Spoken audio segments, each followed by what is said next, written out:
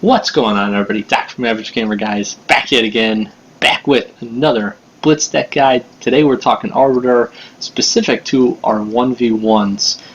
If you're new to the channel, thank you so much for joining us today. If you're a seasoned veteran of the channel, thanks for stopping back by again. If you are new, make sure to subscribe, follow us down below. In the description, we've also got the link to our Twitter. Everybody follow us on that. That way, every time a new video comes up, you can get that message saying, hey, we got a new video, so you can come check it out. Also, Xbox Average Gamer Guys Club, feel free to join that if you haven't already. Good little community on there. We welcome everybody, and a good place to meet some new people and play some games.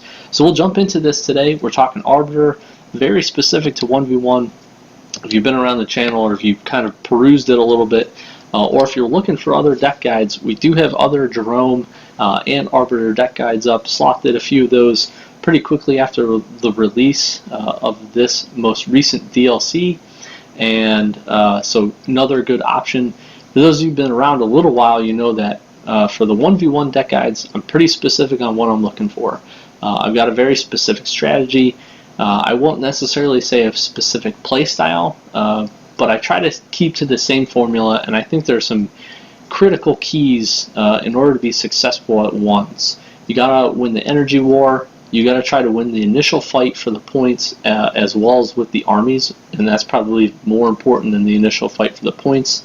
And then if you can counter an enemy's mid-game push, especially if you're in the lead with their army, you very typically stand the chance of then pushing through and winning that game. And that sounds kind of silly because you're like, well, yeah, if I destroy all the guys' units, no, because if they've beaten you out in the energy war, there's still a chance that they come back. But when you start to combine all those different factors, and if you can get yourself a little bit of a buffer room at the beginning by destroying that initial army, you set yourself up good to be able to give some points into the mid game if you need to, and then be able to kind of finish and close the game out. Or you're so far ahead at the beginning that you just keep that pace and you just kind of run it over. So it's also worth saying that with these decks, I want them to be fun. I want them to have interesting, and I won't necessarily say unique playstyles, but I want them to have a specific strategy. But I also do want them to be competitive. I really like playing 1v1s. It's probably the most competitive I actually get at this game,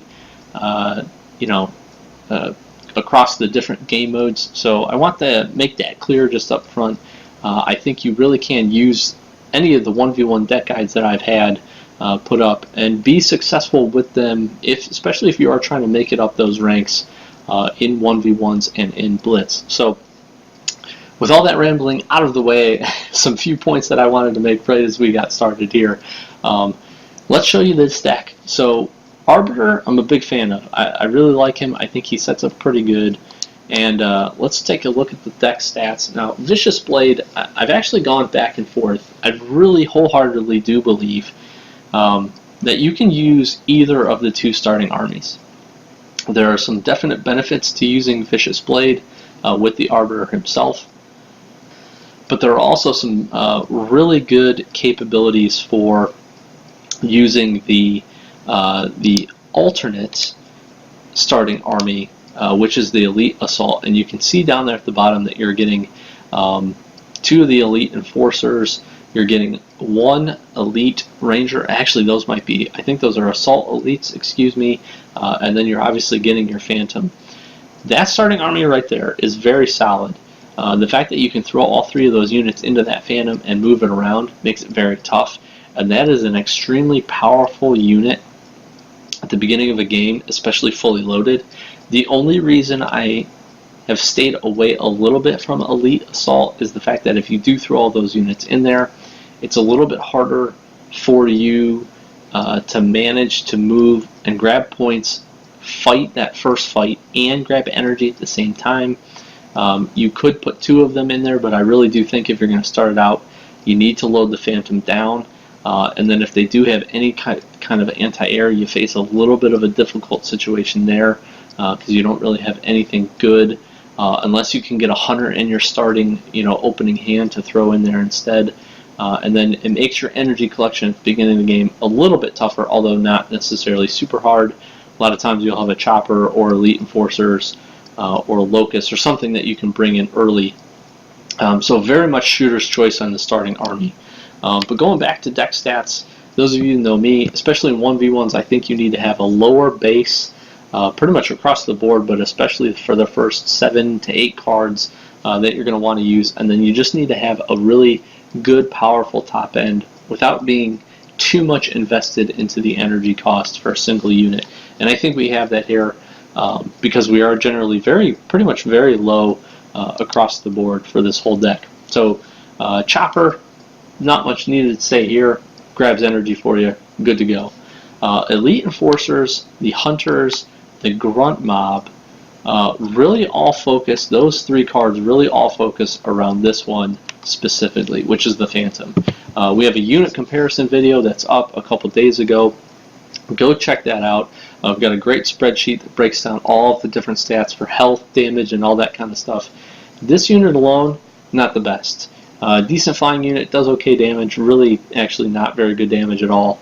But when this thing is fully loaded and it's got the 3 housing space full, the Phantom is absolutely brutal. It is probably one of the highest damage dealing units in the game, especially when you get it fully loaded. And even if you put 2 infantry in it, it's very, very, very strong. And the fact that it has a lot of health, it is, I think, the highest health flying unit for the Banish, and it might even be for the UNSC as well. I have to go back and check the numbers. Just an extremely powerful and strong unit. And so you've got to have that in the deck. That's really a very key baseline strategy for this. And your elite enforcers, which are a good unit all around for 40 energy. You've got shield, pretty consistent damage, can hit everything. Your hunters, obviously, your anti-vehicle, but makes it a very solid team up here. And then Grunt Mob just becomes another thing that you can throw into that Phantom. And the rush ability on this, really strong, great to contest points or grab energy. All 3 of those cards combined really make this strategy viable with the Phantom. And again, this is something that, for me, I kind of slowly build up through the course of the game. I try to get towards this pretty early, just because how strong this single unit is with all of the units in it. But again, you can be using your elite enforcers and your hunters pretty effectively at the beginning of the game. Your Grunt Mob can help you snap, grab a point, or grab energy, like I said, and then that all just kind of builds towards your Phantom. So that's really the base strategy for this deck, and I really like it. It's extremely powerful. You've got your Engineer, not a whole lot that needs to be said there. Plasma Bolt, really just a good power.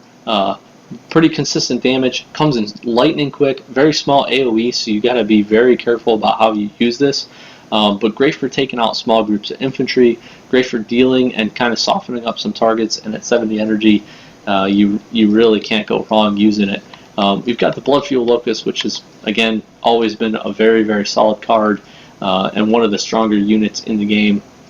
This just great for point defense, really. I found a lot of people will shy away from this because it is so hard to kill with Siphon, so definitely have that in there. Suicide Grunts, this is really my hard counter to the infantry kind of spam decks that we see. That's been pretty consistent throughout the meta for this game for quite a while now. I don't see it as consistently as I used to, but I would say I still see it on a regular basis, so it's worth having in there. These guys are also great, if you don't know, for taking out siege units. That you can drop them in right on top the ridge or right on top of a bunker even. Get them killed, boom, stuff can't move, it's hard to unlock siege units, for instance, and get them out of the way. Really is just a good hard counter for quite a few things, so I'd like to have them in there. Prowling Reaver, you do have to have the capability. Again, you got to have those hard counters, and that's how I build these decks.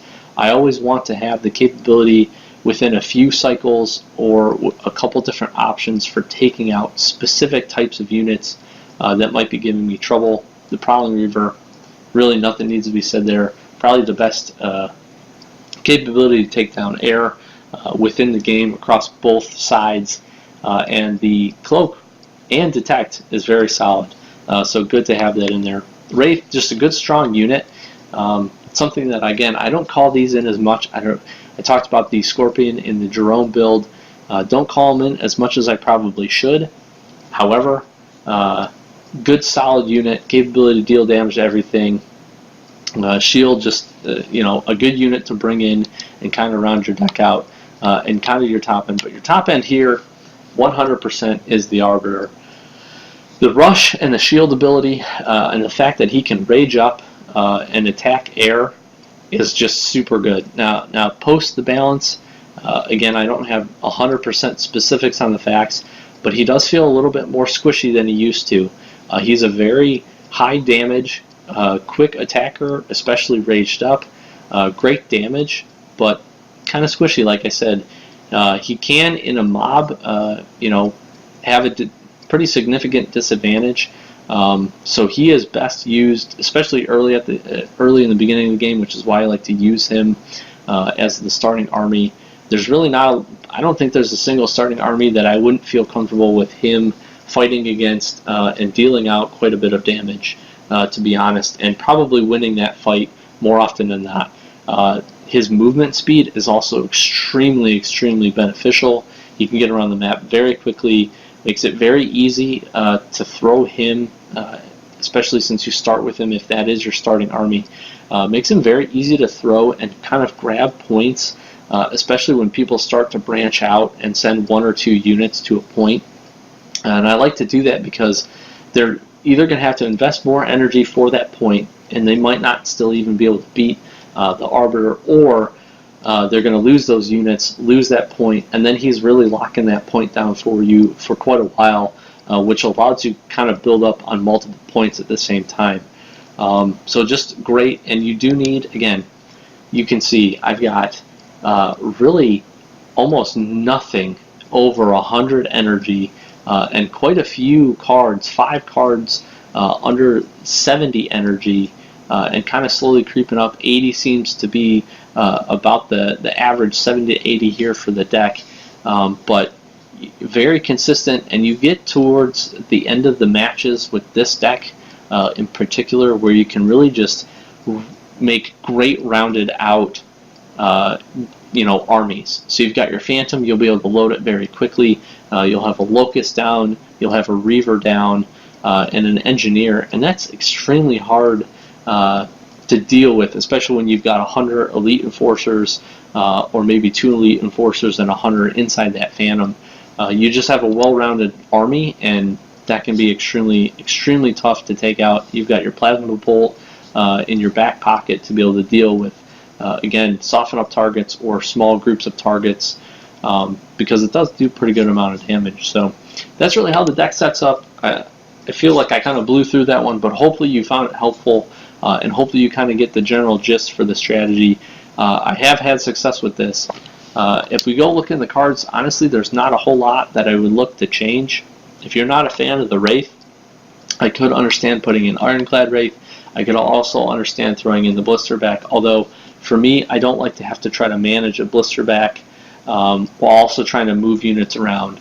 1v1s are a little bit faster paced. You got a little bit more going on typically. If you can get set up and locked in, it's extremely beneficial for you to have a card like that. But a lot for me, I seem to trade points a lot with this deck, which is good, especially considering the type of damage dealing capability that you have with the Arbiter, and a little bit more of a smaller group focused mentality, but I would say a more well-rounded focused mentality.